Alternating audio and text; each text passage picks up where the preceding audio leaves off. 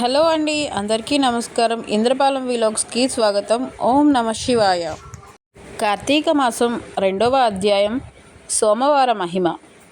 ఓ రాజా, కార్తీక మహత్యమును వినుము. విన్నంతనే మనోవాక్కాయముల వలన చేయబడిన పాపమంతయు నశించును. కార్తీక మాసమందు శివప్రీతిగా సోమవార వ్రతమాచరించువాడు కైలాసవాసియగును. కార్తీక మాసమున సోమవారమందు స్నానమును గాని దానమును గాని జపమును గాని చేసిన ఎడల అశ్వమేధాయాగముల ఫలమును పొందుదురు. అందుకు ఇందు సందేహము లేదు.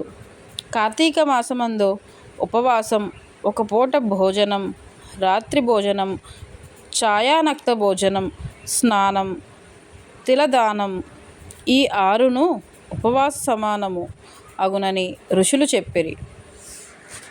శక్తి గలవాడు కేవలం ఉపవాసం చేయవలెను.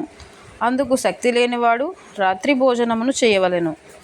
అందుకు శక్తి లేనివాడు ఛాయా నక్షత్రమును చేయవలెను. అందుకే శక్తి లేనివాడు బ్రాహ్మణులకు భోజనం పెట్టి వారితో పగలే భోజనం చేయవలెను. ఛాయా నక్తమనగా సూర్యకాంతి తగిన తరువాత రెట్టింపు కొలతను తన నీడ రాగానే పగలే భుజించుట. సాయంకాలము 4:30 గంటలకు భుజించుట ఛాయా నక్తమగును. మానవులు పైన చెప్పిన 6టిలో దేనినైనను ఆచరించని ఎడల 8 యుగములు నరకమందు కుంభీపాక నరకములోను రౌరవ నరకములోను బాధలొందుదురు. కార్తీక సోమవారమందు విధవ యథావిధిగా ఉపవాసం చేసి శివుని పూజించినట్లయితే శివలోకమును పొందును. స్త్రీలు గాని పురుషులు గాని ఎవరు కార్తీక సోమవారమందు నక్షత్రములను చూచి రాత్రి భోజనం చేయుదురో వారి పాతకములు అగ్నియందుంచబడిన దూది వలె నశించును. కార్తీక సోమవారమందు శివలింగమునకు అభిషేకమును పూజయు చేసి రాత్రి భుజించువాడు శివున ప్రియుడగును. ఈ విషయం అందందగా కలదు, చెప్పెద విను. ఈ కథ ఏమనగా, ఇది వినువారికి చెప్పువారికి పాపనాశనమగును. కాశ్మీర దేశమందొక పురోహితుని కూతురు స్వాతంత్ర నిష్ఠురి అను ఒక స్త్రీ కలదు. అది చక్కని రూపంతో మంచి యవ్వనముతో కూడియున్న, తల దువ్వుకుని అలంకరించుకుని బహుగా మాట్లాడుచు జారినై ఉండేది. ఓ రాజా, దీని దుర్గణములకు చూచి తల్లిదండ్రులు అత్తమామలను దీన్ని విడిచిరి. దీని భర్త సౌరాష్ట్ర దేశస్థుడు. అతని పేరు మిత్రశర్మ. అతడు వేదాంగ పారంగతుడును, సదాచారవంతుడగు, సమస్త భూతములందు దయగలవాడుగు, అనేక తీర్థములు సేవించిన వాడును, అబద్ధమాడని వాడును, నిరంతరము దయగలవాడును, భర్త ఇంటి ఉత్తమ గుణములు కలవాడైనప్పటికీ ఆ దుర్మార్గపు భార్య ఇతని నిత్యం కొట్టుచుండెడిది. అట్లు నిత్యం దాని చేత దెబ్బలు తినుచును. గృహస్థ ధర్మం యందు కోరిక చేత భార్యను విడువలేక దానితో కష్టపడుచుండెడివాడు. ఋగ్వేదం, యజుర్వేదం, సామవేదం, అథర్వణ వేదం అంగములనగా శిక్ష, వ్యాకరణం, ఛందస్సు, నిరుక్తము, జ్యోతిష్యము, కల్పము వీటిని సంపూర్ణముగా చదివినవాడు. ఈ మిత్రశర్మ భార్యకు కర్కశయనియు నామము కలదు. భర్త అయిన మిత్రశర్మయు సంభోగ వాంఛచేత దీని యందు రాగముతో ఉండెను. అంతనొకనాడు దీని రంకుమొగుడు ద్రవ్యములను, నగలను, వస్త్రములను తృప్తిగా ఇచ్చి, నిరంతరం సంభోగమునకు నీ భర్త వల్ల భంగం కలుగుచున్నది గాన నీ భర్తను చంపమని చెప్పగా అది సమ్మతించి రాత్రి భర్త తనతో సంభోగించి పిమ్మట నిద్రించగానే తాను లేచి పెద్ద రాతిని తెచ్చి భర్త శిరస్సును కొట్టెను. ఆ దెబ్బతో అతడు మృతి చెందాడు. తరువాత కర్కశ స్వయముగా తన భర్త శవమును వీపు మీద తీసుకొని పోయి పాడు నూతిలో పడవేశను.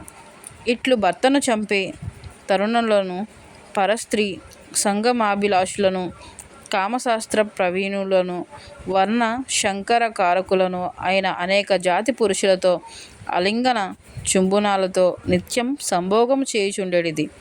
ఇంతేకాదు, భర్త యందును రాగముతో కూడి ఉన్న భార్యలను దుర్బోధల చేత ఇతరులతో సంభోగం చేయించుచు ఏకపత్ని వ్రత పారాయణులను భంగపరిచి వారితో సంభోగించుచు నిత్యం పరనింద చేయుచు పరద్వేషము కలదై దేవతాద్వేషి అయి ఉండెను. అది నిరంతరం దయాశూన్యై ఆడంబరము చేత గాని నవ్వు చేత గాని కపటము చేత గాని విష్ణు పాదార విందమును ధ్యానించలేదు, హరికథను వినము లేదు. ఇట్లుండగానే దీనికి యవ్వనం పోయి మొసలితనం వచ్చినది. తరువాత వ్రాషకురుపు వ్యాధి కలిగినది.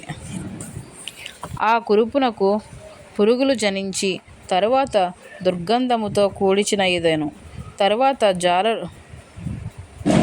జారులందరూ రూపవంతులు మోదయుక్తులై వచ్చి చూచి విగతాశులై వేశ్య ఇంటికి వచ్చుట మానివేసిరి. తరువాత పాపాధిక్యము చేత చాలా బాధ ఉంది ఆ ప్రణవ వ్యాధి తోడనే మృతి నొందెను. తరువాత భయంకరులైన యమదూతలు వచ్చి ఆ కర్కశను పాశముల చేత కట్టి యముని కడకు తీసుకుని పోయి యమునికి అప్పగించిరి.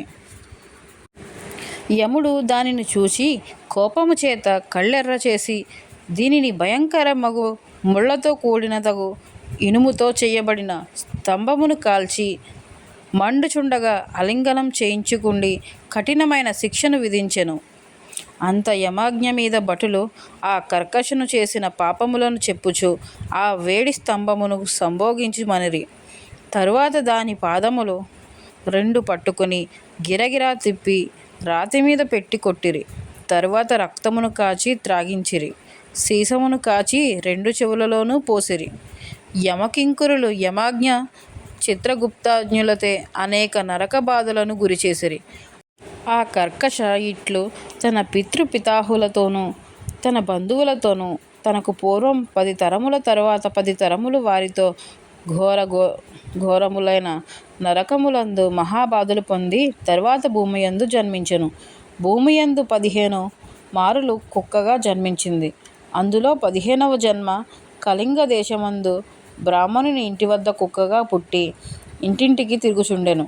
ఇట్లుండగా ఒకప్పుడు ఆ బ్రాహ్మణుడు కార్తీక మాసమందు సోమవారం దినంబున పగలంతయు ఉపవాసం చేసి గృహమందు శివలింగ అభిషేకం పూజలు చేసి నక్షత్ర మండలం చూచి గృహంనకు పోయి దేవ నివేదన చేసి పిమ్మట బలిదానం కొరకు బయటకు వచ్చి భూమి మీద బలిని ఉంచి కాళ్ళు కడుక్కొని ఆచమనం చేసి తిరిగి ఇంటిలోకి వెళ్ళెను. ఆ కుక్క ఆనాడు పగలంతయు ఆహారం కొద్ది అయినను దొరకక కృషించినదై కార్తీక సోమవారం రాత్రి విప్రుడు వేసిన బలిని భక్షించెను.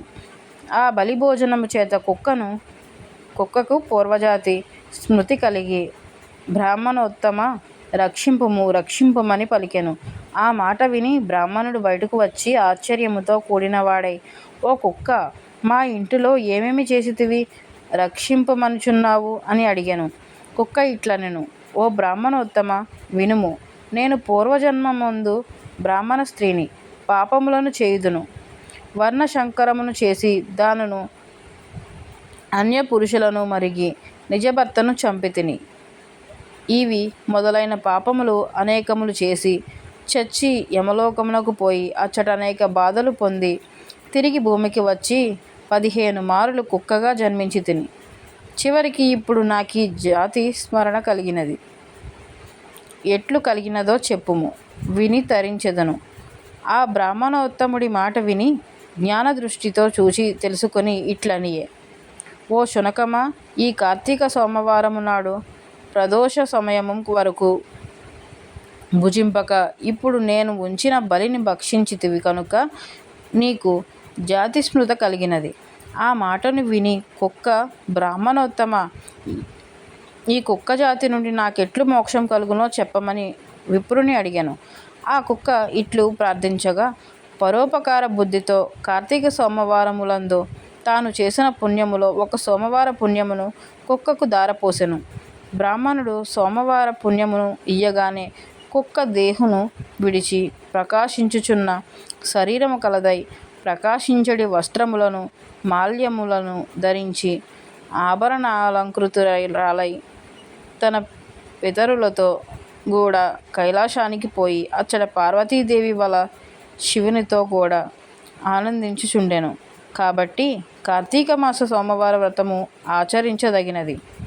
ఎవరు కార్తీక సోమవార వ్రతమును చేయుదురో వారికి మోక్షం హస్తమందుండును. కాబట్టి ఓ జనక మహారాజా, పుణ్యప్రదమైన కార్తీక వ్రతమును నీవు చేయుము. కార్తీక మాస 2వ అధ్యాయం సమాప్తం.